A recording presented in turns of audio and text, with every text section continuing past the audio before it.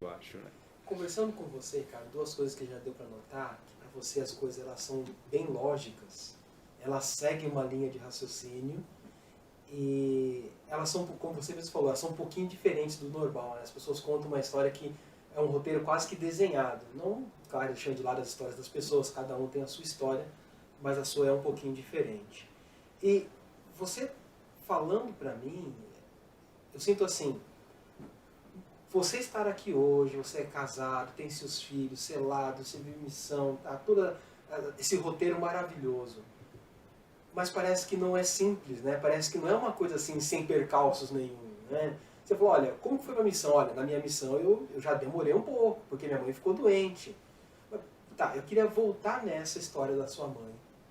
Né? Pode ser um pouco dolorido, mas a vida é dolorida. E aqueles jovens que estão te ouvindo aqui, acho que eu queria mais falar que você falasse mais para eles do que para mim. Não que eu não precise, sabe? Mas os jovens ainda estão para enfrentar mais dores nas vidas. Como é que foi essa história da sua mãe? As dores que você passou? E mesmo assim, tá aqui, ó. Passou por tudo isso. Como é que foi, Ricardo? Tá, a minha mãe teve um câncer, desenvolveu um câncer de útero, esse câncer estava já partindo para outros órgãos, né, e me emociona um pouco falar disso, né? E eu acompanhei, né? Assim, literalmente, eu ia com a minha mãe nas quimioterapias, enquanto ela ficava internada, eu ia todo dia visitar, eu trabalhava, ia, passava a visitar. E eu lembro que conheci o médico, né, o Dr. Paulo Batistuta na época, um médico incrível, e ela foi fazer, ela só tinha mais uma cirurgia para fazer, né?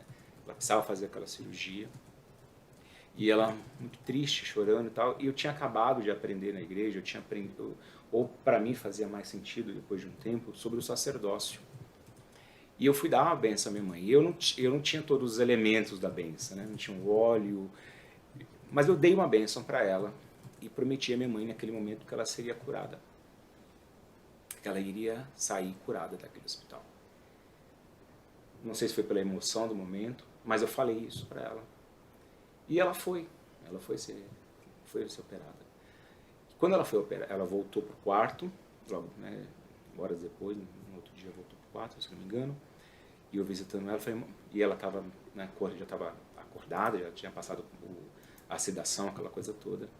E ela me contou o que ela viu enquanto ela era operada. Minha mãe disse que enquanto ela estava sendo operada, tinha um monte de gente com ela, e que ela não reconhecia nenhuma daquelas pessoas que estavam com ela, porque não era a equipe que cuidou dela, não era o médico. E ela viu anjos, ela falou, olha, eu vi anjos ali.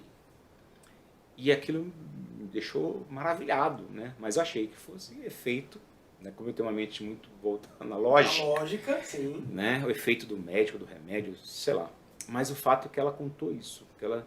E aí o médico logo depois fez um exame e falou que ela não tinha mais nada, que ela tinha sido curada, né? E o doutor falou assim, olha, milagre, ciência, não sei te dizer, sei que ela está curada, ela não tem mais câncer. E minha mãe está viva, tem 72 anos hoje, né? Fez 72 anos agora em janeiro, e ela foi curada, nunca mais teve câncer. E aquilo para mim foi a primeira vez que eu tive a experiência do sacerdócio na minha vida, de que uma bênção dada para um menino, né? Talvez sem todos os elementos que deveriam ter, mas foi uma bênção, e ela foi curada. Então eu não tinha dúvida de que tudo que nós passamos culminava para algo maior, né? E ela me apoiou. Minha mãe não é da igreja, né? Mas ela me apoiou. Eu tinha um papel dentro da minha família de esteio, né? Então eu ajudava, eu alimentava a minha família. O dinheiro que eu ganhava sustentava a minha família, né? E isso também foi um outro milagre, porque meu bispo, já o outro bispo, né, já o bispo Bragança, já tinha dividido a ala, ele falou para mim que minha mãe, eles não teriam problemas financeiros se eu fosse para a missão, que o Senhor iria cuidar, o Senhor ia prover. E o Senhor proveu, né? Proveu. Por 2 anos minha família não precisou de mim.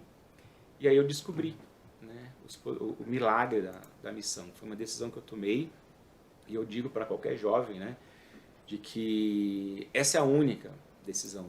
Não tem como pesar essa decisão. A missão tem que ser servida. Você precisa ir para a missão. Se você quer receber as bênçãos, se você quer abençoar os outros, abençoar a sua família, tem que servir uma missão. Por isso que é um mandamento. Não é um mandamento porque Deus, né, falou, não, vou lá e vamos aumentar o número de membros da igreja. Não, é um mandamento para sermos abençoados e abençoarmos. Isso só é possível se você fizer a missão. Né? E eu tinha todos os elementos contrários a isso, mas o Senhor foi me mostrando e provando a cada passo um novo testemunho, uma nova forma de ver o Evangelho e uma nova saída para minhas dificuldades. E isso foi uma coisa que marcou minha vida.